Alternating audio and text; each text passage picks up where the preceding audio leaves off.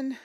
Hello everyone. Carol Garrison with Carol's Creative Escape. Sorry for the slight delay here. I actually had everything up and running, but it did not appear that I was getting a good internet connection. So I'm hoping that people can see what I'm doing and what I'm working on. Okay, it's now showing up on my Facebook page, which is a big improvement because that wasn't happening before. So if you are out there, let me know that you can see the video and you're watching. I'm going to go ahead and probably, here I go with the crooked screen again, probably get started here. I'm very anxious to share this card that I've got going tonight. This is the Magic Slider card, and it's one of those cards that I've looked at and I've seen done, but I've been kind of afraid to attempt it because I thought it was going to be too hard or too, I don't know, overwhelming for me. And so this weekend I spent some time actually assembling the card, and I'm grateful that I did that because what I discovered is the measurements that I had given in my original posting on this turned out to be maybe a little more complicated than it needs to be. And so I am happy to say that I spent a little bit of time and I think kind of simplified this process up. So what I want to show you first are a couple of examples of the card that I made, and then I'm going to run through the steps on how to make this card in the hopes that you're going to be able to do it. The measurements, I can't really provide you a lot of measurements. You're just going to have to, it depends on what shapes of die cuts and things that you use. It'll determine what your actual measurements are going to be. And I think that'll make more sense as we go through. So this first card, this is what it looks like when you're just kind of seeing the card in all its fancy as your recipient is going to get it. But then when you pull on this ribbon, look at what happens. Suddenly, you've got a colored card there. And talk about a wow factor for your recipients. They're going to get this and just fall in love with what they're getting, because it's so I don't know, it's just so cool. After I made this first one, I just kind of sat there going, look at this, look at this. I had my sister Ann with me. I'm like, Ann, look at this, and I'd hold it up to her and kind of pull the card back and forth just to show her how cool it was. So that is one of the cards that I made. And then for those of you that have known me for a while, you know that I really enjoy the lighthouses and sea, ship sailing, oceany type stamps. And so I've got one here with one of our lighthouse stamps, and I used the paper from the it's from the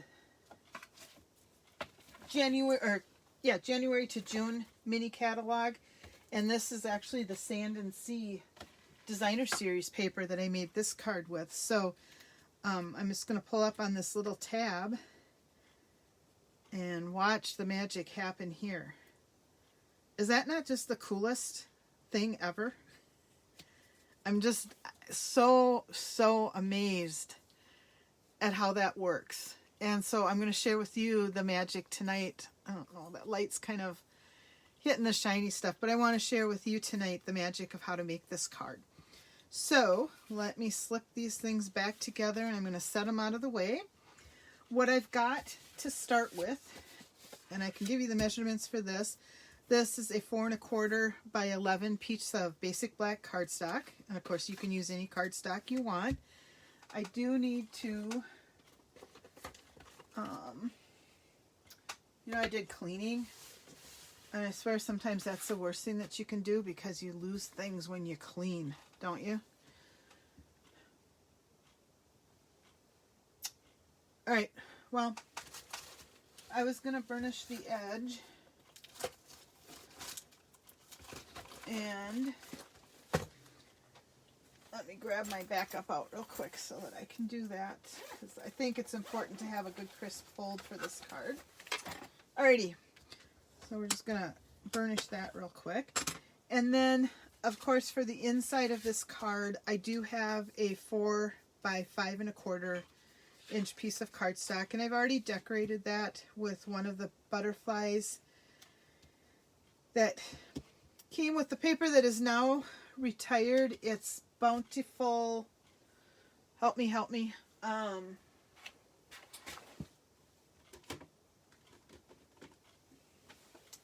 I'm so bad with the paper names. Anyhow, you can't get it anymore, but I really like this butterfly, and I had it cut out, and I wanted to put it on the inside of this card. Fear not, we are also going to be using the butterflies from the stamp set that goes with that.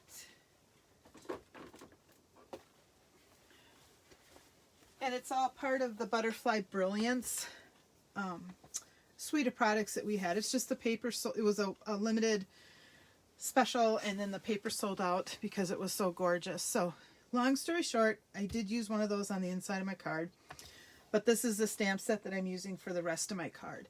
So then the pieces that you're going to need for this, you're going to want a piece of paper that is a rectangle that's going to cover a chunk of your card. And then you need to have 2 pieces of, in my case, I'm using Whisper White cardstock. I don't want you fully to see the stamped image here, but you're going to have just a blank piece of white. And then you're going to have the, in this case, I used another one of our stitched rectangles, which I did on this other purple piece as well. So I'm just using the rectangle stitched framelit dies. And I kind of went with the largest size and then stepped down one. This is the largest of those, and then this is kind of a step down and then 2 steps down so that I could get the frame die cut out for that.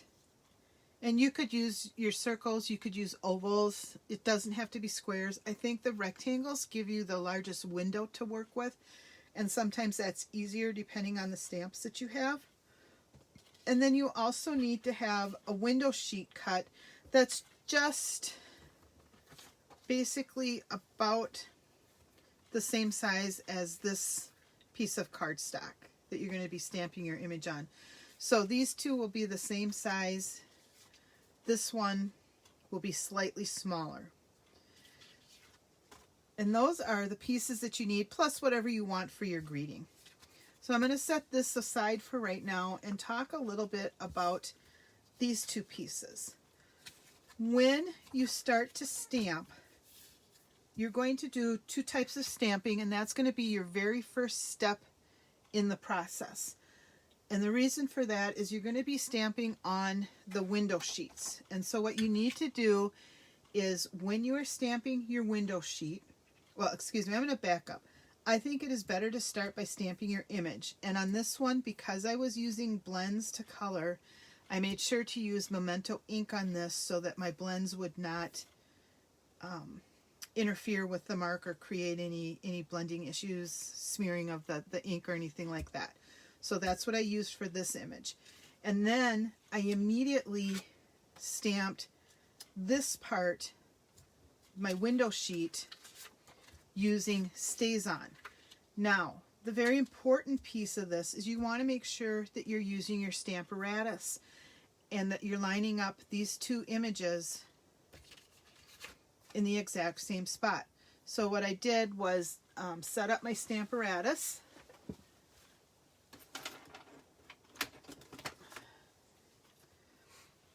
And you're going to have to excuse me because my paper here's got a couple different activities on it when I was working with this. But I set up my Stamparatus, and I actually just ended up drawing a rectangle of where my cardstock was going so that I knew I could get it lined up in the same place. Okay? But the Stamparatus is critical to this step because you need to have these images lined up exactly the same on these 2 pieces. So I first stamped this image with Memento ink, and then I followed up on my window sheet with StazOn. And those are the very first 2 steps that I did with the card because it does take longer for StazOn to dry. And so as soon as I did that, I just set it aside, got it out of my way, wanting again to make sure that I didn't have it anywhere where I could get ink on it or smear it by setting something down, because it does take probably 5 minutes for that to dry. If you're in a hurry, you can use your heating tool and that will speed up that process. But you could also warp your window sheet just a little bit. So if you can stamp it, set it aside, that is the better step to take. All right, so then the next step that I did was to take my blends and I colored in my butterflies here. I didn't leave any blank because I figured you've all seen me color before. You didn't need to see that tonight. But just so that you know, I used my Highland Heather blends on this butterfly. These are Pool Party. Let's see, nope. This one is Pool Party and Balmy Blue, and this one is the Mint Macaron and a little bit of the Balmy Blue. And then on this one, I used Daffodil Delight and Mango Melody to get the orange tones that were in there. And then I just used a basic light black to color in the body of the butterfly. So that's all I did for the coloring there. And you can use, you could use colored pencils, you could use water paint, the watercolor pencils, you could use our markers, whatever works best for you for coloring those in. I just chose to use my blends. All right, so the next step in assembling is to take I'm going to make sure I'm doing this now in the correct order. We're going to start by putting these pieces of paper down. So I'm going to empty out the inside of this card, and I'm just going to take my adhesive and I'm going to make sure I'm doing it on the right side. Yep, I wanted this side. So I'm just going to run my adhesive on the back of this so I can attach it to my cardstock.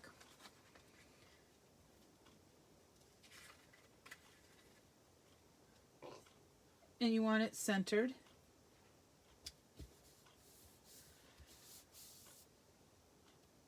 And then the next step that I'm going to do is to take,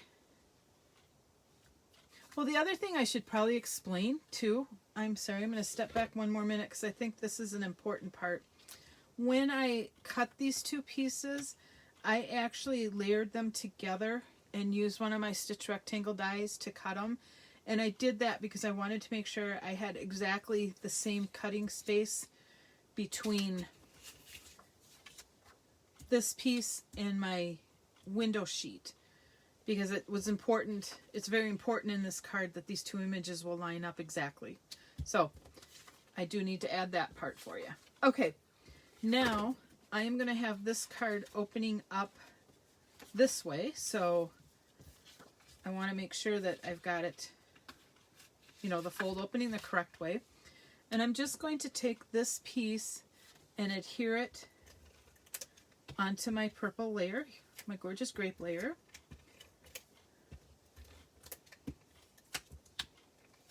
And by the way, this paper is from the new catalog that goes in tomorrow, opens up tomorrow. And it is the Brights 6x6 in color paper. That's where that came from. So you get all of the bright colors in paper with a couple of different designs. All right, then the next thing that I'm going to do is I am going to adhere my window sheet to the back of this piece. And to do that, again, I'm going to grab this so I don't get adhesive on my work surface, but I'm just going to run my adhesive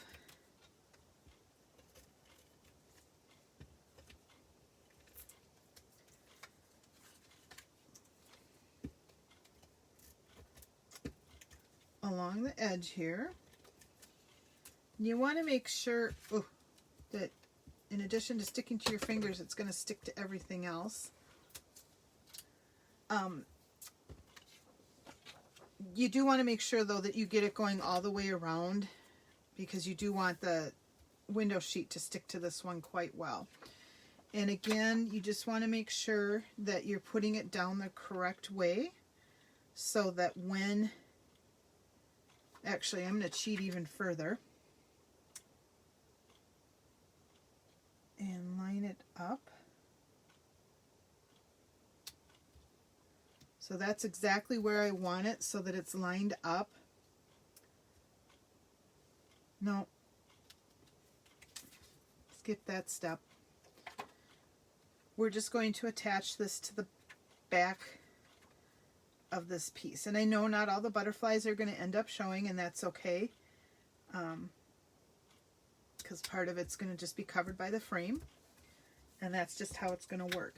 Now, when I was watching the videos, what I saw was people saying, okay, now cut strips of, like 1/4-inch strips of cardstock, and then taping 2 of those together, and that would kind of create the slides for this, that hold this in place so it's not falling out on either side. Well, what I found worked better and was a lot easier is to simply use our foam strips that we have.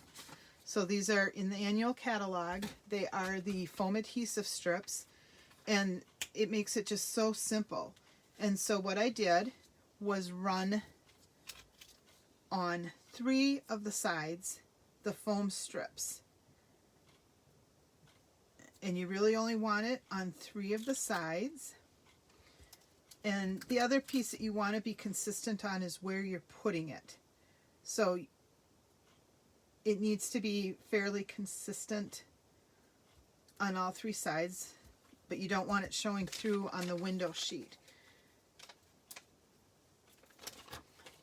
And I'm just going to grab another, and I've got my tape scissors so that I don't get goop all over my good paper scissors. Do you guys all have tape scissors so that you don't ruin your paper snips? And I'm going to run this piece here, and then I am also going to put a piece, I want to make sure I'm looking at this correctly before I do that. I'm going to put a piece right here, and that's basically going to serve as a stopper so that the slide here doesn't come out on this end. Okay?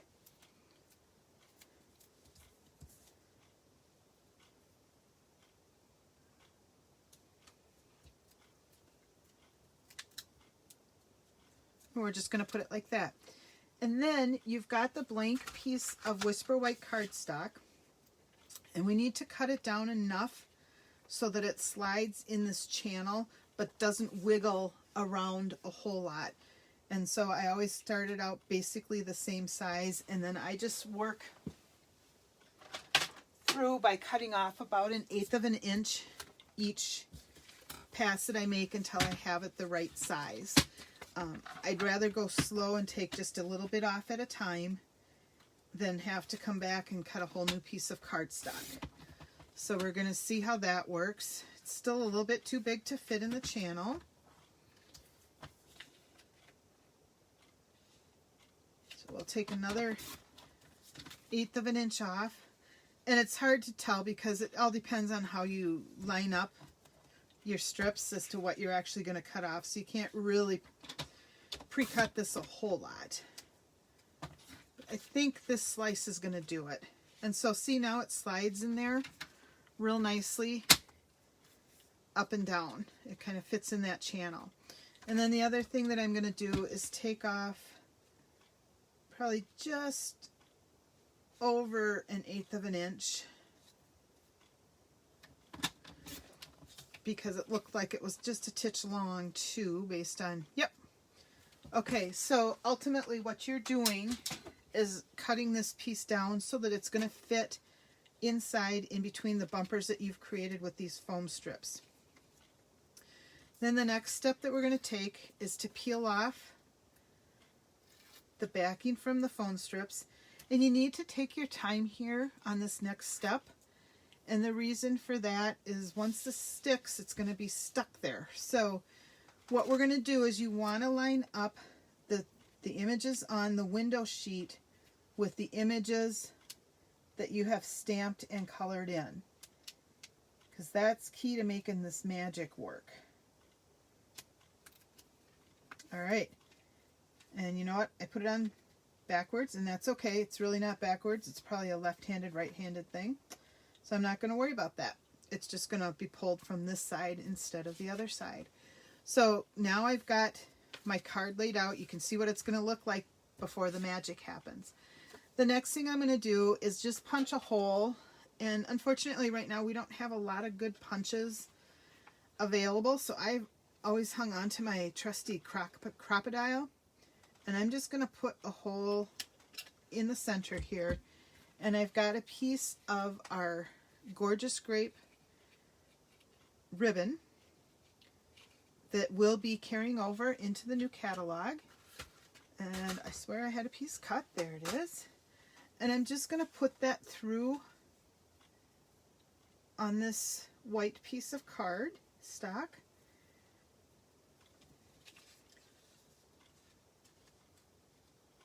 I've got it doubled over, and I'm just going to, you know, easily slide it through that hole because we're live.